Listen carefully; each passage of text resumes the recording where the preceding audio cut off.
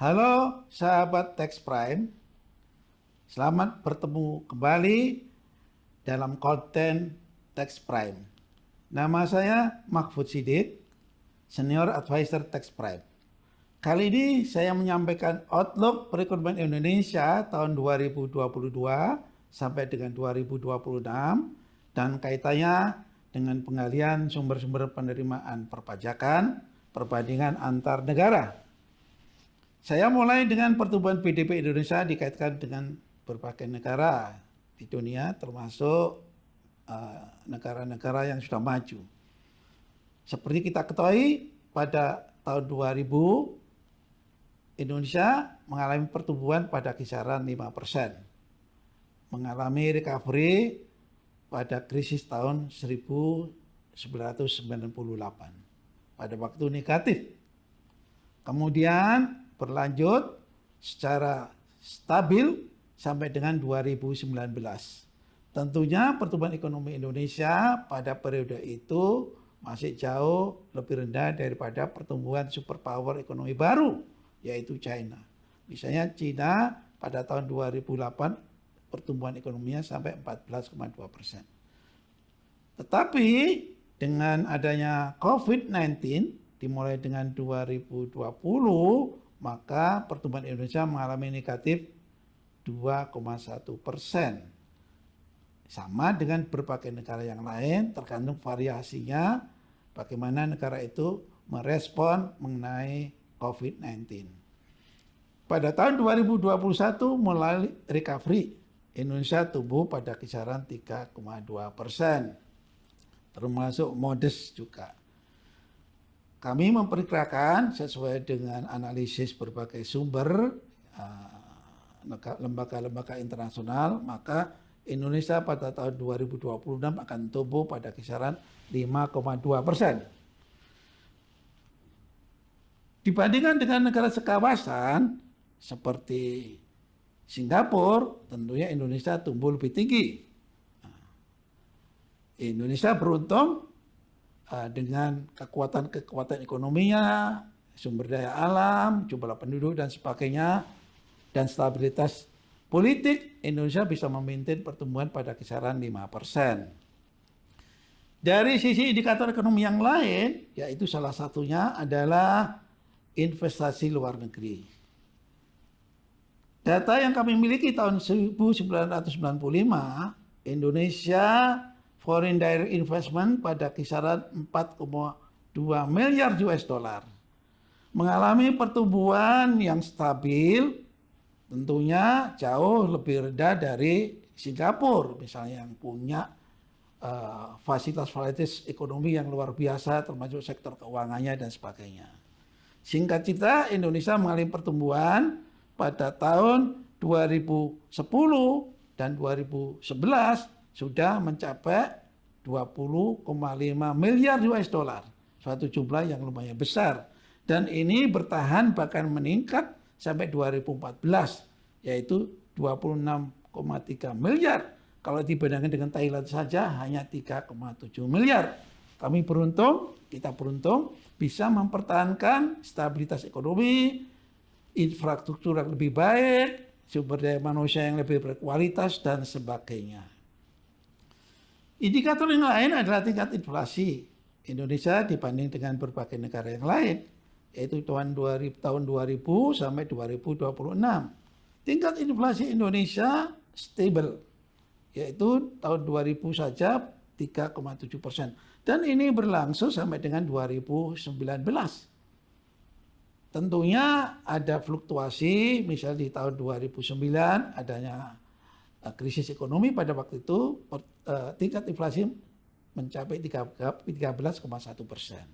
Tetapi kemudian mengalami kestabilan sampai pada tingkat kisaran 3-4% dan berlangsung sampai 2019. Tahun 2020 tentunya karena keterpurukan ekonomi, maka tingkat inflasi menurun menjadi 2%. Dan kemudian naik sedikit pada tahun 2021, ya. Kemudian pada tahun 2026 kami perkirakan ada pada kisaran 3%. tingkat inflasi ini kondusif terhadap perekonomian, terhadap pelaku bisnis, dan sebagainya.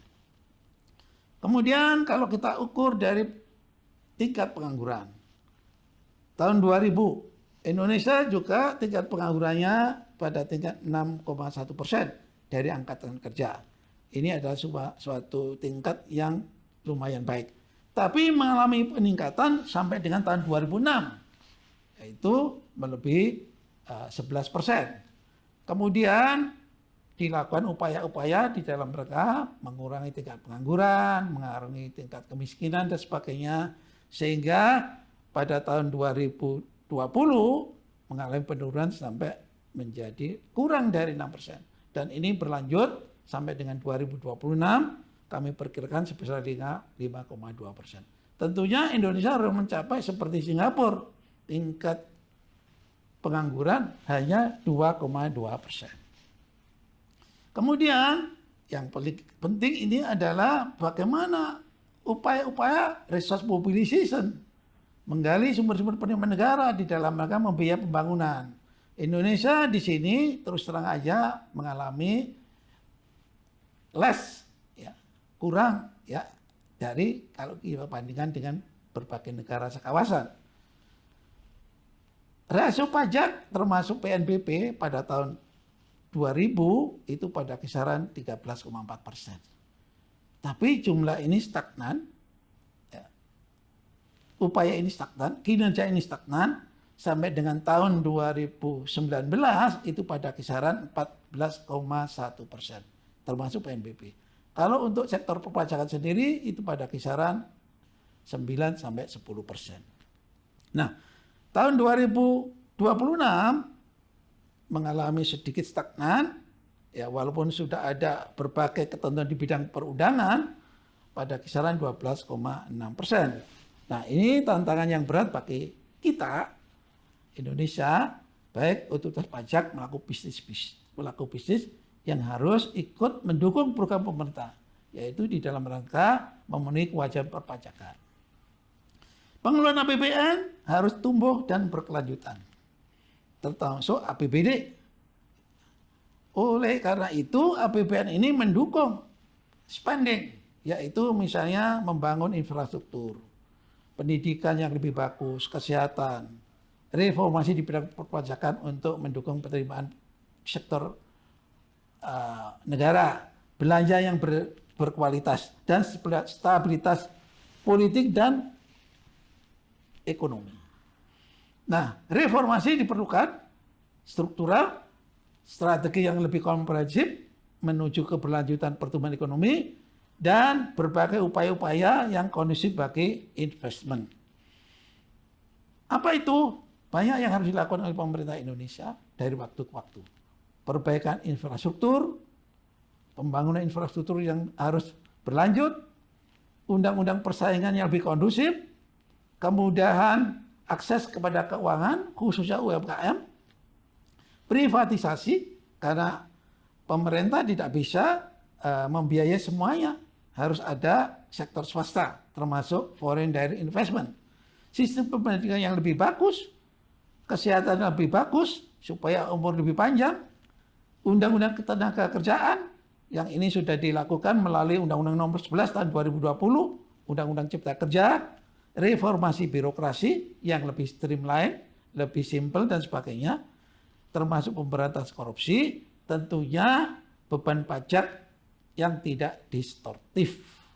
Nah, ini semuanya akan menjadi tugas pemerintah dan perlu didukung oleh para stakeholder, termasuk pengamat, termasuk juga konsultan pajak dan sebagainya.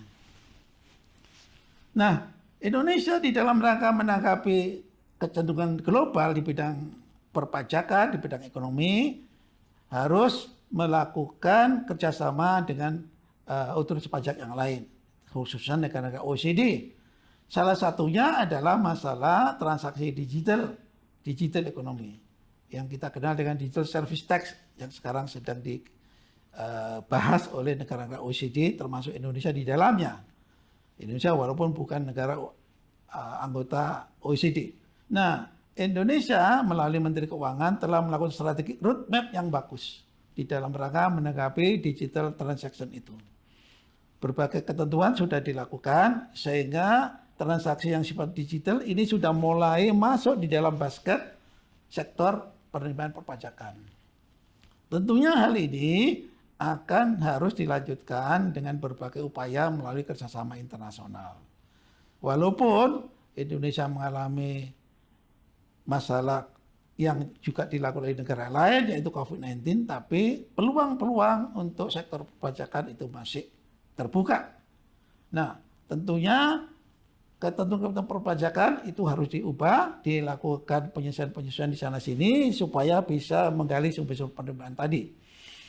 Salah satunya itu adalah konsep yang kita kenal dengan permanent establishment dengan significant economic reasons.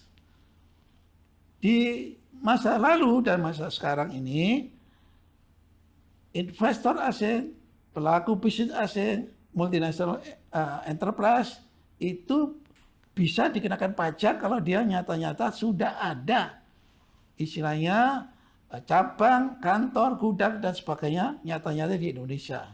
Kalau ini dilakukan, tidak diubah, maka transaksi digital tadi tidak bisa digali pajaknya. Sehingga Indonesia sudah mengikuti berbagai negara yang sudah melakukan hal yang sama, maka diperkenalkan apa yang disebut dengan significant economic reasons. Tidak perlu adanya kantor di Indonesia, tapi yang perlu diketahui ada transaksi yang nyata-nyata antara penduduk Indonesia, pelaku bisnis Indonesia dengan seller di luar negeri. Mereka melalui sistem perpajakan itu bisa dikenakan namanya pajak, yaitu yang kita kenal dengan digital services tax. Demikian kira-kira sekilas mengenai outlook 2020 sampai dengan 2026 dan kaitannya dengan sektor perpajakan. Terima kasih, sampai ketemu lagi di konten yang sama.